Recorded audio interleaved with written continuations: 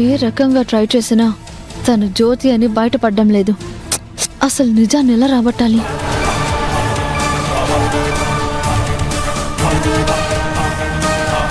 ఏం చేస్తున్నావు శ్రావ్య? తన జ్యోతినా వర్షానా అని ఆలోచిస్తున్నావా? అంతకు మించి వేరే పనే ఉందత్తయ్య నాకు.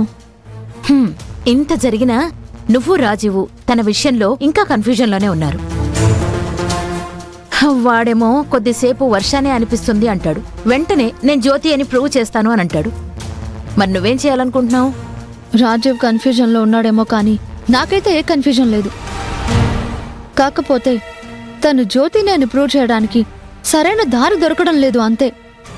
దానికోసమే వెయిట్ చేస్తున్నాను. నమస్తే అమ్మా. నమస్తే. నమస్తే. మీరు రామరాజు ఫాదర్ కదూ? కాదమ్మా, రామరాజే నా కొడుకు. ఏదో ఒకటి. మీరేంటి ఇలా వచ్చారు? ఈరోజు వర్ష శారద గారి ట్రీట్మెంట్ కోసం రానని చెప్పింది. ఈ మందులు శారద గారికి వేయించమని చెప్పింది. సరే, వస్తానమ్మా. జ్యోతి గురించి తెలుసుకోవాలనుకోవడం, ఏవేవో ప్లాన్స్ వేయడం అంతా టైం వేస్ట్ అనిపిస్తోంది శ్రావ్య నాకైతే. లేదత్తయ్య, ఇప్పుడు ప్లాన్స్ ఫెయిల్ అవ్వచ్చు కానీ తను జ్యోతి అని నిరూపించే ఏదో ఒక మార్గం తప్పకుండా దొరుకుతుంది.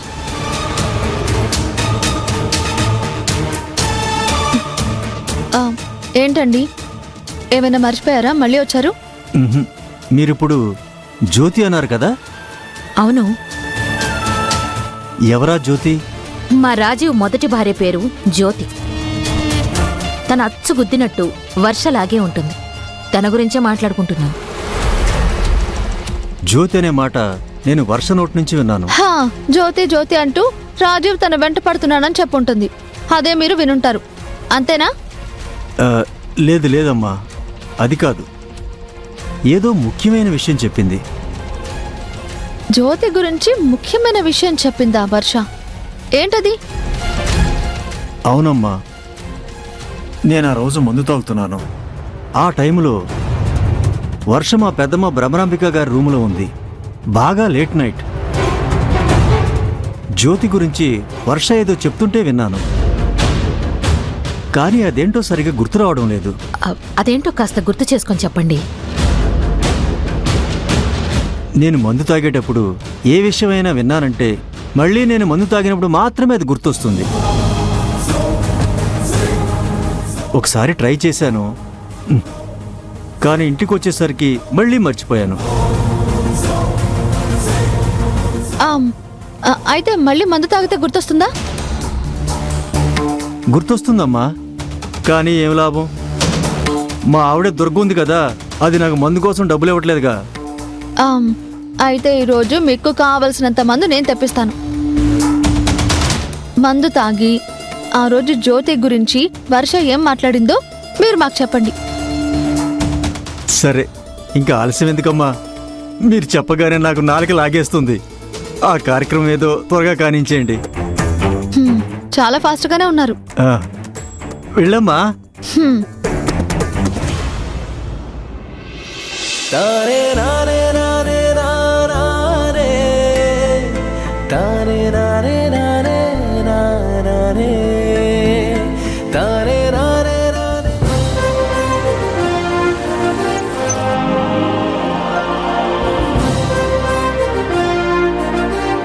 పద రాజీవ్.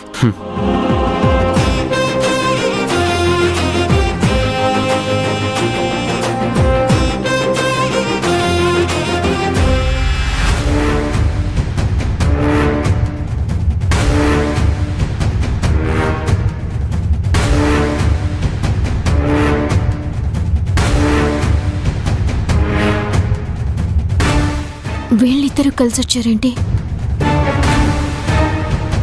రాజీవ్కి నిజం తెలిసిపోయింది వర్ష.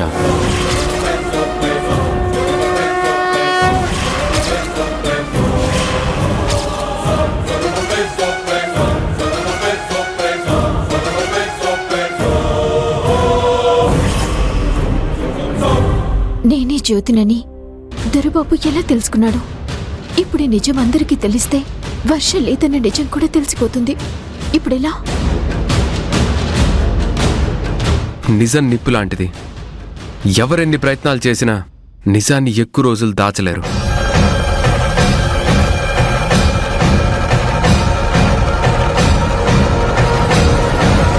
వర్ష చివరి కోరిక నెరవేరాక నిజం తెలుసుంటే బాగుండేది. నేను వర్షని కాదని తెలిస్తే రిజిస్ట్రేషన్ ఆగిపోతుంది. నేను వర్షకిచ్చిన మాట పూర్తి కాదు. ఏం చేయాలి? ఎందుకు వర్ష అంత టెన్షన్గా ఉన్నావు? మేమిద్దరం కలిసిపోయాం. అందుకే బ్రదర్ని భోజనానికి ఇంటికి తీసుకొచ్చాను. ఏంట్రా, మొన్నేమో అతన్ని అంతలా కొట్టావు, ఇప్పుడేమో కలిసిపోయాం భోజనానికి తీసుకొచ్చానంటున్నావు. ఏంట్రా ఇదంతా? బ్రదర్ తను చేసిన తప్పు తెలుసుకున్నాడు. తన భార్యలో ఉంది కాబట్టి వర్ష వెంట పడ్డాను అని, తను వర్షానే అని ఒప్పుకుంటున్నానని సారీ కూడా చెప్పాడు. ఎంతైనా మనం అందరూ ఒకటే ఫ్యామిలీ. నేను కూడా తన బాధని అర్థం చేసుకున్నాను. అందుకే ఈ ఇద్దరం ఫ్రెండ్స్ అయిపోయామమ్మా.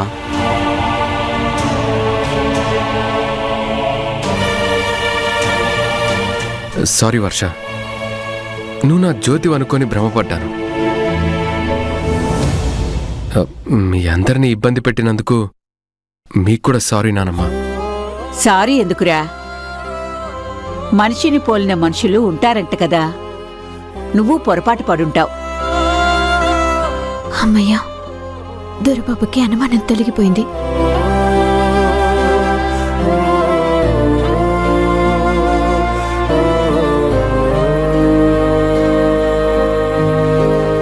అమ్మా, వీణ్ణి చూస్తుంటే అచ్చం శ్రీకాంత్ అన్నయ్యని చూసినట్టే ఉందమ్మా.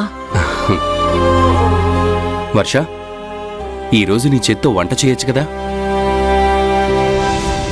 నా చేత్తో దొరబాబుకి వండి పెట్టి చాలా రోజులైంది. సరే రామరాజు, నేను వంట చేస్తా.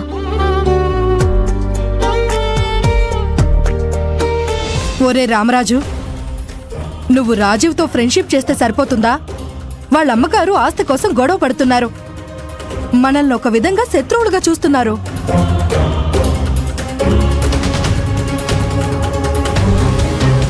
ఆస్తి గొడవ మా అమ్మకి సంబంధించిందే తప్ప నాది కాదు. నాకు దాంతో ఎలాంటి సంబంధం లేదు. దాన్ని మా అమ్మతో ముడిపెట్టి నన్ను విరోధిగా చూడకండి పిన్ని. వీడివన్నీ నా కొడుకు లక్షణాలే వచ్చినట్టున్నాయి, తల్లి బుద్ధులు రాలేదు.